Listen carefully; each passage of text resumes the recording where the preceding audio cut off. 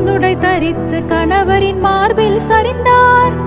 கண்ணீர் முத்துக்கள் கண்ணத்தில் உருள கணவரை கனிவுடன் பார்த்தாரே.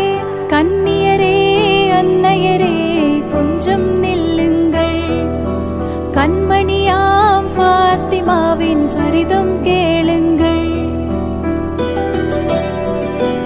வல்லோன் நல்கிய அர்ஷின் துளியே விடை கொடுத்து அனுப்புங்கள் என்றார். பிள்ளை செல்வங்கள் ஹசன் ஹுசைனை பிடித்தவர் கையில் கொடுத்தார்.